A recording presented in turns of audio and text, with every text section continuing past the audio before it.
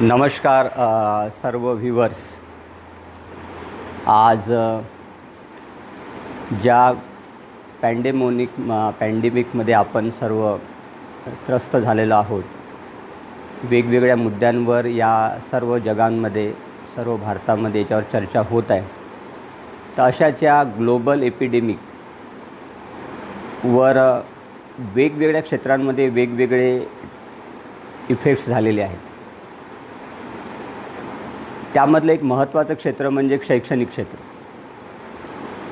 तसा मी प्राध्यापक पंकज चोरे शैक्षणिक क्षेत्राशीच निगडीत असल्यामुळे मला यावर बोलणं थोडंसं सोयीस्कर होईल असं मला वाटतं.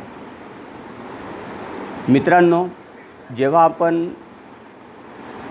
या सर्व गोष्टींचा आजपर्यंतचा विचार करतो आहे, तर मला असं आठवतं की जवळपास भारतामध्ये जी पहिली केस 30 जानेवारीला जवळपास आपल्या भारत सरकारच्या लक्षात आली आणि त्यानंतर जवळपास 25 मार्चला आपल्याकडे पहिला लॉकडाऊन सुनिश्चित करण्यात आला. 25 जानेवारीला लॉकडाऊन केल्यानंतर आपण हेही बघितलं की त्यावेळेला जवळपास 10वीच्या परीक्षा सुरू होत्या आणि मग असं डिसिजन घेण्यात आलं आहे की 10वीचा जो शेवटचा पेपर होता जिओग्राफीचा, तो काहीतरी दिवसानंतर घेऊया. आपल्याला हे सुद्धा माहीत आहे की कालच एक असंही डिसिजन झालं आहे की तो पेपर आता 10वीचा रद्द करण्यात आलेला आहे आणि त्याचे मार्क्स कसे द्यायचे हे भारत सरकार, एज्युकेशन मंडळ, महाराष्ट्र सरकार एकत्र निर्णय घेऊन काहीतरी त्याबद्दलचं पर्सेंटेज मुलांचं कसं घेईल ते ठरवलं जाईलच. मित्रांनो, जेव्हा केव्हा आपण या कोरोनाबद्दलचा TV उघडतो तेव्हा तर सर्वात पहिल्यांदा भीतीयुक्त वातावरण पुष्कळ लोकांच्या मनात तयार झालेलं आहेच. मग आपल्याला हेही दिसतं की यातून आपण कसं सरसावलं पाहिजे. पण मी एवढे सारं गोष्टी बघत असताना मला एका गोष्टीची थोडीशी उणीव भासली किंवा मला एक गोष्टीबद्दल सांगायचं होतं की शिक्षण क्षेत्रावर मात्र फार कमी कोरोनामुळे शिक्षण क्षेत्रावर कोणते परिणाम होत आहे याचा तेवढा विचार होत नव्हता जेवढा अपेक्षित होता. आता सध्या सांगायचं म्हणजे की जसा हा दुसरा लॉकडाऊन पुन्हा जाहीर करण्यात आला, त्यानंतर सर्व शाळांना असं जवळपास सांगण्यात आलं की 9वीच्या वर्ग आणि 11वीचे जे वर्ग आहेत यांच्यासुद्धा परीक्षा आता रद्द करण्यात याव्या आणि यांना प्रमोशन देण्यात यावे.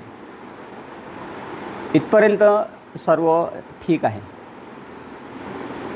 मग मी वेगवेगळ्या माझे जे शिक्षण क्षेत्रातील वेगवेगळे मित्र आहेत, जे शिक्षक लोक आहेत, त्यांच्याशी चर्चा केली असताना अजूनही प्रत्येक याच्यातून उकल कसा करायचा हे प्रत्येकाला अजूनही त्याच्याबद्दलचं कळलेलं नाही आहे. हळूहळू त्याच्यातून मार्ग निघेल. मग प्रश्न असा होता की या कोरोनाच्या संकटामध्ये शैक्षणिक नुकसान किती झालं आहे आणि आता हे शैक्षणिक नुकसान कसं भरून काढायचं. आपल्या सर्वांना माहीत आहे, जर मी शैक्षणिक क्षेत्राविषयी जेव्हा मी बोलतो तेव्हा भारतातले शिक्षण क्षेत्र प्रमुखतः 2 गोष्टींमध्ये डिव्हाईड झालेले आहेत. एक म्हणजे प्रायव्हेट शैक्षणिक क्षेत्र आणि एक गव्हर्मेंट वाटे चालवण्यात येणारे शिक्षण क्षेत्र. जेव्हा आपण प्रायव्हेट शैक्षणिक क्षेत्र, जे प्रायव्हेट ऑथॉरिटीकडून चालवण्यात येणाऱ्या शाळा यांच्याकडे जेव्हा आपण बघतो तेव्हा आपल्याला दिसतं की ज्या वेळेला लॉकडाऊनची सुरुवात झाली त्याच वेळेला काही प्रायव्हेट शाळांनी आपली पॉलिसी ठरवून टाकली की आमच्या मुलांना आम्ही आमचं शिक्षण कसं द्यायचं. आणि मोदी सरकारच्या म्हणण्याप्रमाणे वर्क फ्रॉम होम, तर त्यांनी एज्युकेशन फ्रॉम होम यांची संकल्पनासुद्धा त्यांनी आपापल्या स्तरावर ठरवली. आणि मग त्याप्रमाणे काही लोकांचे डिजिटल क्लासेस, काही लोकांचे ऑनलाईन क्लासेस, काही लोकांचे शाळेंचे स्वतःचे ॲप्स होते, त्यातून शिक्षण देणं सुरू झालं. हो, हे सुरू झालं आहे. सुरू होता होता प्रायव्हेट शाळांमधल्या मुलांना होमवर्क मिळायला लागला, काही शाळांनी त्यामध्ये खूप छान प्रगती केली, काही शाळांनी तेवढ्या स्तरावर ते करू शकले नाही. मग एकंदरीत आपल्या हे लक्षात येतं की विद्यार्थी शिक्षणा क्षेत्राकडे थोडा बहुत वळला. पण मग त्याच वेळेला जेव्हा गव्हर्मेंट रन स्कूल यांच्याकडे जेव्हा बघितलं गेलं, त्यांच्याजवळ अशी कोणतीच पॉलिसी नव्हती. आणि एकाएक या त्या गव्हर्मेंट शाळेमध्ये ज्या महाराष्ट्र बोर्डकडून चालवण्यात येणाऱ्या, एज्युकेशन बोर्डकडून चालवण्यात येणाऱ्या शाळा ज्या आहेत, त्यांच्याकडे असा कोणताही प्लॅन तयार नव्हता. आणि मग त्यांनी ठरवलं की आपणसुद्धा एज्युकेशन देऊ, आपणसुद्धा त्यांना डिजिटल किंवा ऑनलाईन सेवा पुरवू, आपण त्यांना कोणत्या तरी लिंक्स देऊ आणि विद्यार्थ्यांचं शिक्षण चालू करू. पण ती वेळेवर आलेली 11th आवरला सुचलेली ती एक समज होती. आणि मग जेव्हा अशा मुलांकडे पाहण्यात आलं, तेव्हा असं दिसण्यात आलं की ही वेळेवर करण्यात आलेली प्रोसिजर तेवढी इफेक्टिव्ह झाली नाही. त्या मुलांना त्या मुलांचा जो शिक्षणाचा जो नुकसान झालं होतं ते भरून निघायला, ती जी भरून निघण्यासाठी ज्या पद्धतीने हा कोर्स ऑनलाईन राबवायचा होता ते एका वेळेला होणार नाही. आणि कसं शक्य होणार? कारण की ऑनलाईन पद्धती किंवा जेव्हा आपल्याला डिजिटल सेवा किंवा कोणत्याही ॲपवरती जर एखादं शिक्षण द्यायचं असेल तर त्याची सुरुवात ही अगोदरच असायला हवी. त्या शाळेला त्या शाळेने तो प्रोग्राम पहिले राबवायला पाहिजे असतो. शिक्षकांना तसं ट्रेनिंग द्यावं लागत असते, मुलांना त्याची सवय असायला पाहिजे. माझ्या खेड्यातला मुलगा हा जो कितीतरी प्रवासानंतर शाळेत येतो, त्या खेड्यातल्या मुलाला हे शिक्षण कसं पोहोचणार? त्याच्याजवळ सर्वात पहिल्यांदा स्मार्टफोन असेल काय? त्याच्याजवळ त्याच्या आईवडिलांजवळ नेटमध्ये पैसे असेल काय? त्याच्याजवळ शिक्षकांनी ते व्हॉट्सअप ग्रुप किंवा ते जी लिंक आहे ती पहिलेच तयार न केल्यामुळे कोरोनाच्या पिरियडमध्ये जे काही पालक लोक, जे काही शिक्षक लोक घरी राहिले, त्यांनी ही लिंक कशी तयार केली असेल, ते ग्रुप कसे तयार केले असेल. आणि शिक्षकांसमोरसुद्धा हे फार मोठं एक प्रकारचं इतकं हिमालय उचलणं, या एकाएकी आलेलं संकट हे कसं करणार, पेलवणार, त्या शिक्षकांनासुद्धा सुचत नव्हतं. मग काहीतरी लिंक्स पाठवण्यात, मग त्यांना सांगितलं आम्ही या लिंकवर आम्ही तुम्हाला अभ्यासक्रम पाठवू. परंतु ते सर्व गोष्टी अपुऱ्या होत्या. माझ्या खेड्यातला माझ्या ज्या गव्हर्मेंट स्कूलमध्ये शिकणारा विद्यार्थी यांच्यामध्ये ही कोणती विद्यार्थी फक्त अभ्यास गमावून काहीतरी करायच्याच्या नादामध्ये काही करू शकत नाही, हे मी आता बघतो. मग प्रश्न असा असतो की ह्या विद्यार्थ्यांचं आता शैक्षणिक नुकसान होणार काय? यांचा वाली कोण? मग आम्ही याच्यामध्ये दोष कोणाचा हे आपल्याला बिलकुल बघायचं नाही आहे, बिलकुल नाही. त्या शिक्षकांचा दोष नाही, त्या विद्यार्थ्यांचा, शिकणाऱ्यांचा दोष नाही आहे. कारण की आपण यावर कधी असा विचारच नव्हता केला की अशी परिस्थिती येऊ शकते. आपण हा विचारच नाही केला की अशा पद्धतीचे एखादे असं संकट येऊ शकते आणि ते परीक्षेच्या काळात येऊ शकते. आणि मग असं झालं तर आपल्याजवळ कोणकोणत्या सिस्टम्स आहे याचा आपण कधीही विचार केला नाही. आणि मग प्रायव्हेट शाळा आणि गव्हर्मेंट स्कूलमधल्या शिकणाऱ्या विद्यार्थ्यांमध्ये खूप मोठी दरी निर्माण झाली. मग आपल्याकडे हा एखादा गव्हर्मेंट स्कूलमधला शिकणारा विद्यार्थी कदाचित हा असा प्रश्न विचारणार नाही का की माझं शैक्षणिक नुकसान का व्हावं? याला कोण जबाबदार आहे? उत्तर आपल्या कोणाजवळही नाही आहे. सिस्टम जबाबदार आहे की मग आपल्याजवळ कुठेतरी प्लॅनिंगची कमतरता आहे? आज बघा, जेव्हा या गव्हर्मेंट स्कूलच्या विद्यार्थ्याला जेव्हा या लिंक पाठवण्यात आल्या काही ठिकाणच्या, तेव्हा लक्षात आलं की त्यांच्याजवळ 2-3 गोष्टींची कमतरता होती. एक तर म्हणजे त्यांच्या घरातल्या एखाद्या व्यक्तीजवळ एखादा अँड्रॉईड असावा, दुसरा किंवा नसावा. एक तर कधीकधी तो इतक्या रिमोट एरियामध्ये राहत होता की तिथे कव्हरेज क्षेत्राच्या तो बाहेर राहत होता. कधीकधी त्याला नेट चालवण्यासाठी त्याच्या घरामध्ये जे पैसे नेट जोपर्यंत इंटरनेट फॅसिलिटी नाही तोपर्यंत ती नसल्यामुळे त्यानंतरही त्याला कनेक्ट करता येत नव्हतं. आणि जर एखादा कनेक्ट विद्यार्थी होतही असेल तर गुणवत्तेचं प्रमाण अत्यंत अल्प होतं आणि त्यामुळे मला असं वाटते की ह्या विद्यार्थ्यांचं खूप मोठं नुकसान झालं. काही प्रायव्हेट शाळांनी खूप मोठं याचं भागभांडवल करायचा प्रयत्न केला आहे की आम्ही डिजिटल सेवा पुरवली, पण तो सुद्धा एक फार मोठा प्रश्न आहे की फक्त विद्यार्थ्यांना ऑनलाईन एखादा कोर्स पाठवून देणे, विद्यार्थ्यांना फक्त होमवर्क देणे आणि म्हणणे की आम्ही आमचं शिक्षण पूर्णतः चालू होत आहे, यामध्ये कुठेतरी पोकळपणा आणि दांभिकपणा नक्कीच वाटतो. एखादा आपण विचार करूया, वर्गातला शिक्षक आणि ऑनलाईनवरून तो एखादा गृहपाठ देतो आणि विद्यार्थी तो गृहपाठ करून त्या शिक्षकांना पाठवतो. किती सारे विद्यार्थी आपले होमवर्क पाठवत होते. तर प्रायव्हेट शाळेच्यासुद्धा शिक्षकांनी किती इंटरेस्टनी, किती मनातून आणि किती इंटरॅक्शन प्रायव्हेट शाळेच्यासुद्धा शिक्षकांच्या किती इंटरॅक्शन विद्यार्थ्यांशी होत होत्या, हा सुद्धा मोठा प्रश्न आहे. पेपरमध्ये न्यूज आल्या की आम्ही व्हॉट्सअपद्वारे, आम्ही वेगवेगळ्या पद्धतीद्वारे मुलांचं शिक्षण पूर्ण करून घेत आहोत, पण शिक्षक ॲक्च्युअली तिथे किती इंटरॅक्ट करत होता विद्यार्थ्यांशी, हा फार मोठा प्रश्न आहे. Unless and until teacher actually interact होत नाही तोपर्यंत शिक्षण पूर्ण कसं होणार चांगलं. Education is not a one way process. शिक्षण जोपर्यंत टीचर पूर्णतः इन्व्हॉल्व होत नाही तोपर्यंत जोपर्यंत विद्यार्थ्यांनी शिक्षकांचं एकमेकांशी कनेक्शन होत नाही तोपर्यंत साधा गृहपाठ दिला किंवा ऑनलाईनमध्ये एखादी लिंक पाठवून दिल्यानंतर शिक्षण होईल का? मला वाटत नाही की शिक्षण पूर्णतः होत असेल. त्यातही मला काही दिवसानंतर असं एक जाणवलं आहे की ही जी धडपड होती ही फक्त 10वी आणि 12वीच्याच विद्यार्थ्यांपर्यंत चालू होती, विशेषतः 10वीच्या विद्यार्थ्यांपर्यंत. यामध्ये शिक्षणाचा जो आटोकाट शिक्षण घेण्याचा प्रयत्न केला, हे पहिले नर्सरीपासून तर 10वीच्या विद्यार्थ्यांपर्यंत खूप छान प्रयत्न झाला. मी तर असं म्हणेल की नर्सरी, KG1, KG2, प्री प्रायमरीच्या लोकांनी तर खूप चांगल्या पद्धतीनं प्रयत्न केला ऑनलाईन शिक्षण घेण्याचा. जसं आपण वरच्या वर्गात जात होतो 10th स्टँडर्डपर्यंत काही प्रमाणात आपण बघतोय की हा प्रयत्न झाला आहे. तिथे पालकांनी मुलांना स्वतः जवळ बसवलं, त्यांच्या बुद्धीला अनुसरून टीचरनी जे पाठवलं ते त्यांच्याकडून सोडून घ्यायचा प्रयत्न केला, काही पेपर ऑनलाईन घ्यायचा प्रयत्न केला, शिक्षकांना पाठवले.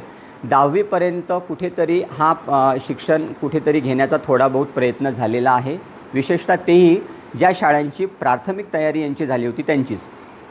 पण मग नंतर असा प्रश्न येतो की शिक्षण क्षेत्र फक्त 10वीपुरतंच मर्यादित आहे का? 12वी नंतरचं काय?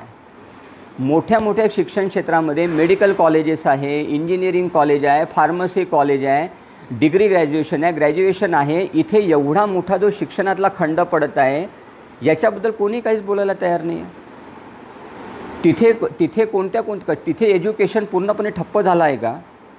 आज आपण थोडंसं बघतोय की त्याच्याबद्दल कोणीच बोलायला तयार नाही. आमच्या भागातले जे मोठे डिग्री कॉलेजेस आहे ओसाड पडलेले आहेत.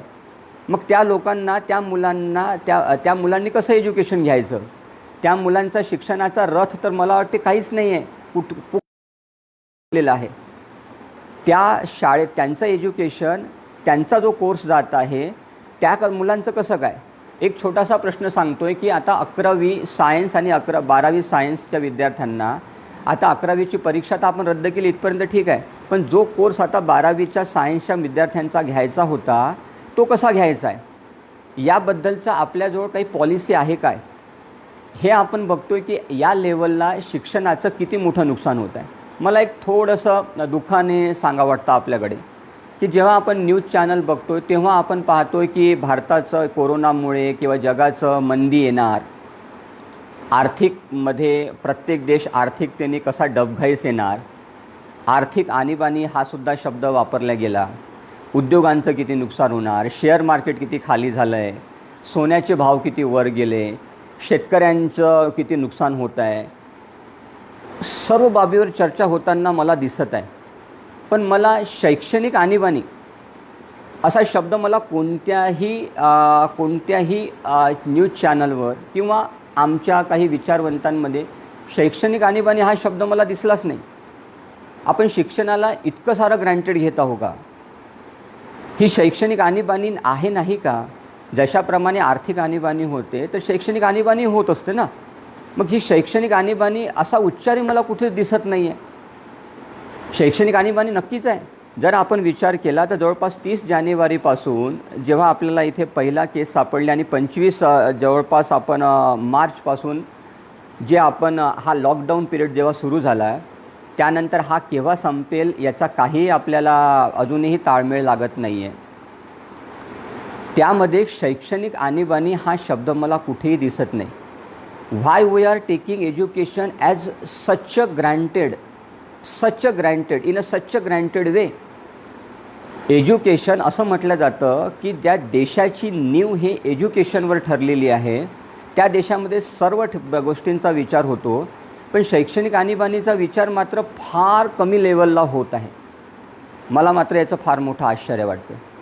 मग शैक्षणिक आणीबाणी जर आपल्याकडे डिझॅस्टर मॅनेजमेंट नावाची गोष्ट तशीही फार कमी राबवल्या जाते. बाहेरच्या देशांमध्ये डिझॅस्टर मॅनेजमेंट ठरवलं जाते की एखादं संकट येत असेल तर त्याच्या अगोदर त्याची ड्रिल घेतल्या जाते की संकट आलं असेल तर आपण त्याच्यावर कसं ओव्हरकम करूया, संकट आलं असेल तर आपण त्याच्यावर कशी मात दिली पाहिजे. आपल्याकडे तसे डिझॅस्टर मॅनेजमेंट फार कमी पद्धतीने त्याच्याकडे लक्ष दिल्या जात आहे. सध्याच्या काळामध्ये थोडंसं जास्त लक्ष देत आहे. पण डिझॅस्टर मॅनेजमेंट आपण सर्व गोष्टींमध्ये पाहिलं. आग लागली तर कसं सुटलं पाहिजे, काही ठिकाणी संकट आलं, भूकंप झाला तर त्या संकटातून आपण कसं वाचलं पाहिजे. पण शिक्षणासाठी मात्र डिझॅस्टर मॅनेजमेंट मी अजूनही त्या पद्धतीचं बघितलं नाही. बघायला असावे, ही काळाची गरज आहे. असं म्हटलं जाते की ज्या देशाचं जसं शिक्षण, त्या देश त्या पद्धतीने शिक्षणाकडे जर लक्ष देत नसेल तर तो देश कधीही उभारला जाऊ शकत नाही. मग याच्याकडे या कोरोनाच्या बाबतीमध्ये सर्व बाबतीत चर्चा होत आहे. आपली हेल्थ कशी सांभाळायची, आपण काय काय केलं पाहिजे, याच्यातून बचाव कसा केला पाहिजे, मेडिकल फॅसिलिटीजबद्दल सर्व गोष्टी आपल्या भारताने छान पद्धतीने राबवल्या. मी त्याचं कौतुकही करतो. आणि ज्या पद्धतीने भारतामध्ये हा पॅन्डेमिक ज्या पद्धतीने त्याला आपण सामना करतो, सर्व लोकांचं, आपल्या सरकारचं, सर्व मशिनरीचं खूप छान कौतुक करावं तेवढं कमीच आहे. पण शिक्षण क्षेत्रातला एक व्यक्ती म्हणून मला थोडंसं एक वाटतं की आपण शिक्षण क्षेत्रातली आणीबाणीसुद्धा तेवढ्याच पद्धतीने विचार करायला पाहिजे. याच्यावर थोडासा कमी विचार होत आहे. कारण का असावं? जर शैक्षणिक आणीबाणी जाहीर केली पाहिजे, शैक्षणिक आणीबाणीसाठी शिक्षकांना आता हा जो कोरोना आहे हा जाणारच आहे. आपण सर्व लोक ज्या पद्धतीने यामध्ये सहभागी होऊन स्टे ॲट होम राहत आहोत, तर ही जाणार आहे, हे संकट जाणार आहे. आपण सर्वांचं यामध्ये छान पद्धतीचा आपण त्याला सहभागी करतो. पण हे कोरोनाचं संकट गेल्यानंतर शिक्षण विभागांनी त्याच्यासाठी प्लॅनिंग करायला नको का? जसं आता आर्थिक संकटमधून कसं उभारायला पाहिजे, प्रत्येक गोष्टीचं प्लॅनिंग सुरू आहे. तर मग शिक्षण क्षेत्रामध्ये याचं प्लॅनिंग करायला नको काय की कोरोना गेल्यानंतर हा जो अभ्यासक्रम सर्व विद्यार्थ्यांचा बुडालेला आहे, ह्या ज्या परीक्षा आपण काही कॅन्सल केलेल्या आहे, हे जे विद्यार्थ्यांचा सायन्सचे विद्यार्थी, मोठे मोठे क्लास लावलेले विद्यार्थी घरी बसलेले आहे, तर याच्याबद्दल आपण प्लॅनिंग करायला असावं की आपण तेच ठरायला असावं की नाही नेहमीप्रमाणे शाळा म्हणजे कोरोना संकट संपल्यानंतर 26 जूनला चालू होईल आणि ॲज युजल जसाच मग शाळा सुरुवात होईल आणि मग जसं दरवर्षीचा अभ्यासक्रम आहे तसाच घेतला जाईल. नाही, असं करायला नको. काहीतरी प्लॅनिंग करायला असावं. प्रत्येक क्षेत्र, औद्योगिक क्षेत्र, जे मोठे मोठे प्रायव्हेटाईजवाले आहे, मोठ्या मोठ्या कंपनी आहे, त्यांनी प्लॅनिंग करून ठेवलं आहे की जसा कोरोना इफेक्ट कमी होईल आम्ही या पद्धतीने याची भरपाई करू. मला माझ्या शिक्षण क्षेत्रातील तज्ज्ञ मंडळींना, माझ्या शिक्षण क्षेत्रातील जे काही जाणकार मंडळी आहे त्यांनासुद्धा अशी विनंती करावं वाटतं की आपणसुद्धा याचं प्लॅनिंग करायला पाहिजे. आपण घरी बसून आहोत, तर आपण आता शिक्षण क्षेत्रातल्या लोकांनी यावर विचार केलेला पाहिजे की कोरोनाचं संकट झाल्यानंतर आम्हाला आमची ही स्ट्रॅटेजी राहील. या स्ट्रॅटेजीने आम्ही बुडालेला अभ्यासक्रम, परीक्षा ज्या झाल्या नाही त्याच्याबद्दलचं काही त्यांचं पर्सेंटेज ठरवण्याचं गोष्ट सध्या होईल, पण हा अभ्यासक्रम कसा मॅनेज करायचा याचं प्लॅनिंग व्हायला पाहिजे. यावर काहीतरी एक सिस्टमॅटिक प्लॅनिंग. मग प्लॅनिंग कसं करायचं, तर हा सुद्धा एक प्रश्न आहे. माझ्या डोक्यामध्ये 2-3 गोष्टी आल्या होत्या की कोरोना समजा मेच्या एंडपर्यंत जर आपण समजा संपत असेल किंवा कोणत्या तारखेपर्यंत हा कोरोना संपत असेल, तर त्यावेळेला शाळा आपल्याला अगोदर थोड्या चालू करता येईल काय? की आपण एक रिजिड नियम ठेवायचा की 26 जून किंवा ज्या कोणत्या फिक्स आहेत त्याच वेळेला शाळा चालू करायच्या. तर यावर थोडासा विचार करायला पाहिजे आपण की चालू करायच्या. जो काही अभ्यासक्रम आपला इतक्या दिवसांचा राहिला तो पुन्हा शिक्षकांना घ्यायला लावायचा का? जर शाळा सुरू करायच्या असेल तर फक्त शाळा सुरू करून उपयोग होणार नाही. त्या शाळेला, कारण की मी पहिले म्हटलं की सर्वात मोठं नुकसान झालं असेल तर माझ्या खेड्यातल्या रिमोट एरियात राहणाऱ्या विद्यार्थ्यांचं. मग त्या विद्यार्थ्याला इच्छाही असेल ना कधी कधी शाळेत येण्याची, तर त्याला बस सेवा अवेलेबल करून द्यावं लागेल. म्हणजे मला स्ट्रॅटेजी ठरवावं लागेल ना, की मला त्याला बस सेवा उपलब्ध करून द्यावी लागेल, मला त्याला पासेस उपलब्ध करून द्यावं लागेल, मला हॉस्टेल जे नंतर चालू होणार आहे नवीन सेशनला, अकॅडमिक सेशनलाच हॉस्टेल चालू होतात. मी काही हॉस्टेल बघित आहे बिलकुल त्या म्हणजे त्यांना शाळा सुरू झाल्यावरच त्या ॲडमिशन मिळतात. मग ते हॉस्टेलसुद्धा मला लवकर चालू करावे लागेल. मुलांच्या बसेससाठी त्याप्रमाणे योजना करावं लागेल. ह्या क्षेत्रावरही मला काम करावं लागेल, ज्या एज्युकेशनशी रिलेटेड विद्यार्थ्यांना इथे जे शाळेपर्यंत घेऊन येणार आहे. शिक्षक लोकांनी तर तयार राहावंच लागेल. मग त्याला रिलेटेड ह्या गोष्टी मला करावं लागेल. मला शाळा ज्या नेहमीच्या पद्धतीने ज्या पद्धतीने चालू होतात तीच रिजिड रूल मला आता ठेवणं अशक्य होणार. ते मला ठेवावं लागेल नाही. या पद्धतीने मला विचार करावा लागेल आणि मग या विद्यार्थ्यांचं कुठेतरी शैक्षणिक नुकसान भरून काढता येईल. माझा एक मित्र आहे, तो असाच शिकवतो 10th स्टँडर्डपर्यंत. तो म्हणतो की आम्ही लोक 10th स्टँडर्डची तयारी करण्यासाठी, आता आम्हाला 9वीचाच आमचा पूर्ण अभ्यासक्रम झाला नाही, तर मग 10वी जी 9thवर जो बेस असतो त्याचा आता कसं करायचं आम्ही, आता हा राहिलेला अभ्यासक्रम केव्हा कंप्लीट करायचा. तर मला मग असं वाटलं त्याला की मधामधात अशी एक गोष्ट होती, ती गोष्ट किती सत्य आहे मला त्याच्याबद्दल माहीत नाही. शिक्षकांना वेगवेगळ्या प्रकारच्या या कोरोनाच्या संकटमध्ये या वेगवेगळ्या जबाबदाऱ्या देऊ शकल्या जातील. बिलकुल शिक्षकांनी प्रत्येकानेच आपली ड्युटी आहे की आपण कोणत्याही प्रकारची या काळामध्ये जर आपल्याला ड्युटी दिली तर आपण करायलाच पाहिजे आणि ते आमचं कर्तव्य आहे. परंतु हे करत असताना मला असं वाटते की त्याच्यासोबतच हेही प्लॅनिंग यायला पाहिजे होतं किंवा आता प्लॅनिंग द्यायला पाहिजे की शिक्षकांनी आपल्या विद्यार्थ्यांना एक्स्ट्रा शिकवण्यासाठी, त्यांना शाळेमध्ये बोलवण्यासाठी शिक्षकांनी तयार असावं. जो काही अभ्यासक्रम राहिलेला आहे तो त्यांनी उन्हाळ्यामध्ये किंवा जेव्हा कोरोनाचं संकट येईल तेव्हा, जसं ते कोरोनाचं संकट झालं तशाच शाळा सुरू कराव्या. पण फक्त शाळा सुरू करून उपयोग नाही आहे, तर त्याची एक पद्धती असली पाहिजे, त्याचं एक मॅनेजमेंट असलं पाहिजे, त्याचा एक अभ्यास पूर्ण त्याचा कोर्स कसा कंप्लीट करा, जो काही कोर्स राहिला आहे तो कंप्लीट केला पाहिजे. आणि विद्यार्थी त्या शाळेपर्यंत येण्यासाठी आपल्याला सर्वांना माहीत आहे, मी आता अगोदरच म्हटलं आहे, त्याला तो शाळेपर्यंत येण्यासाठी ज्या गोष्टींची गरज आहे, मग ते बसेस असो, हॉस्टेल फॅसिलिटी असो, त्याला लागणारी काही निकड असो, त्याला युनिफॉर्ममध्ये जर त्याला द्यायचा असेल तर युनिफॉर्मची गरज असो, त्याला लागणारी कोणती त्यांची खिचडींची व्यवस्था असो, या सर्व गोष्टींचं प्लॅनिंग सर्व करावं लागेल. आणि त्याला आश्वासन द्यावं लागेल की तुला ह्या गोष्टी शिक्षणासोबतच तुला ह्या गोष्टींची फॅसिलिटी मिळेल. तर we have to plan all this things. असं म्हणतात विदाऊट प्लॅनिंग नसेल तर कोणती गोष्ट यशस्वी होत नाही. आज शिक्षण क्षेत्रावर सुद्धा प्लॅनिंग करण्याची गरज आहे. शिक्षण क्षेत्रावर जर प्लॅनिंग झालं नाही तर मला वाटतं की ज्या देशातलं शिक्षण कमजोर, त्या देशातला विद्यार्थी कमजोर, आणि मग विकासाचं जे पाऊल समोर राखणार आहे, ते जे ठेवल्या जाणार आहे, ते पूर्णतः होणार नाही. 2-3 एक पॉईंट होता की ज्या वेळेला हे सर्व डिजिटलवाल्यांनी म्हटलं आहे की आम्ही खूप छान पद्धतीने एज्युकेशन दिलं आहे, पण आपल्या सर्वांना माहीत आहे इंटरॅक्शन टीचर आणि विद्यार्थी यांचं पर्सनल इंटरॅक्शन जितकं होईल तेवढं शिक्षण जबरदस्त होत असतं. आणि इंटरॅक्शन होण्यासाठी classroom teaching is the best teaching. आपण कितीही ऑनलाईन गोष्टींवर विश्वास ठेवायचा प्रयत्न केला, कारण की विद्यार्थ्यांची ऑनलाईन शिक्षण हे एका विशिष्ट वयानंतर ठीक आहे की एक टीचर तिकडून एखादा वन वे पद्धतीने सर्व पद्धती सांगत आहे आणि विद्यार्थी इकडे पटापट नोट्स काढतो. त्यात एक हा ब्रिलियंट एखादा विद्यार्थी असेल जो स्वतःच्या भरोशावर he has the power to gain each and everything, तो हे सर्व करू शकेल. पण क्लासरूम टीचिंगची जागा कोणतंही ऑनलाईन टीचिंग घेऊच शकत नाही. कारण की तसं असतं तर मग कॉम्प्युटर किंवा मशीन, आपण नेहमी म्हणतो की man is always greater than the machine. Machine कितीही पद्धतीने किंवा सायन्स टीचिंगच्या कितीही मेथड आल्या, पण ज्या पद्धतीने शिक्षक आणि विद्यार्थींचं क्लासरूम टीचिंग ज्या पद्धतीने इफेक्टिव्ह होते तेवढं टीचिंग कुठेही इफेक्टिव्ह होऊ शकत नाही. म्हणून शिक्षण विभागातल्या सर्व लोकांना किंवा शिक्षण क्षेत्रातील जे काही जाणकारी लोक आहे त्यांनी कुठेतरी या गोष्टींवर विचार करावा आणि कुठेतरी नक्की ह्या कोरोनाच्या काळामध्ये शैक्षणिक आणीबाणी जाहीर करावी.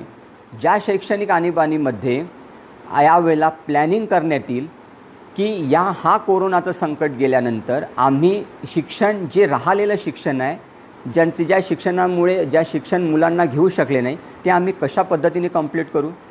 त्या शिक्षणाशी निगडीत असलेले सर्व असं सोल्जर वर्ग, शिक्षणाशी असलेला निगडीत सोल्जर वर्ग म्हणजे शिक्षक. जसं soldier is always on his duty म्हणतात तसा शिक्षकही हा ऑलवेज ऑन हिज ड्युटी राहील. तो स्वतःला तयार करेल.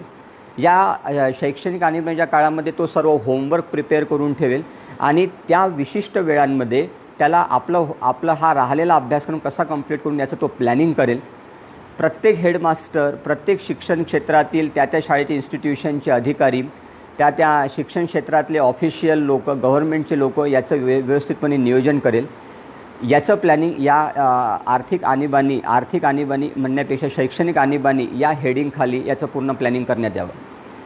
शिक्षण क्षेत्राशी निगडीत असलेल्या बाकी गोष्टी ज्या आपण म्हटल्या होत्या त्या गोष्टीसुद्धा पूर्णतः त्यांचेसुद्धा सपोर्ट यांना घेण्यात यावा आणि एक बाकायदा व्यवस्थित प्लॅनिंग करून राहिलेला अभ्यासक्रम विद्यार्थ्यांचा पूर्ण करावा.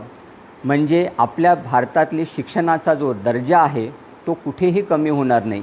लहान मुलांचं शिक्षण पासून तर अद्ययावत PG पर्यंत मोठ्या लोक असलेल्या शिक्षणाचं कुठेतरी या शिक्षणाचं जे आपल्याला लॉस आहे हा भरून काढू अशी एक अपेक्षा मी या ठिकाणी व्यक्त करतो. अपेक्षा आहे की माझं जे शिक्षण क्षेत्रातली जी थोडी तळमळ आहे ती सर्व लोकांच्या लक्षात येईल. आम्ही शिक्षक वर्ग यासाठी पूर्ण तयार राहू आणि जसा हा कोरोनाचं संकट भारतातून लवकरच जाईल ही पूर्ण अपेक्षा आहे. जसं जाईल तसंच आम्ही शिक्षक लोक या शिक्षण क्षेत्रावर आलेलं आमचं हे शैक्षणिक आणीबाणी याला आम्ही तेवढ्याच पद्धतीने कोरोना संपल्याबरोबर आम्ही हे पूर्ण राहिलेला हा जो आमचा लॉस आहे हा आम्ही आणि विद्यार्थी जे आमचे दैवत आहे त्या दैवतांची पूजा करण्यासाठी आम्ही तेवढ्याच ताकदीने त्याच्यामागे पूर्ण ताकदीनिशी भिडू आणि राहिलेलं हे नुकसान पूर्ण करू. अपेक्षा आहे की आपल्याला माझ्या या शिक्षण क्षेत्रावरचे किंवा माझी ही तळमळ आपल्या मनापर्यंत पोचली असेल. Thank you very much.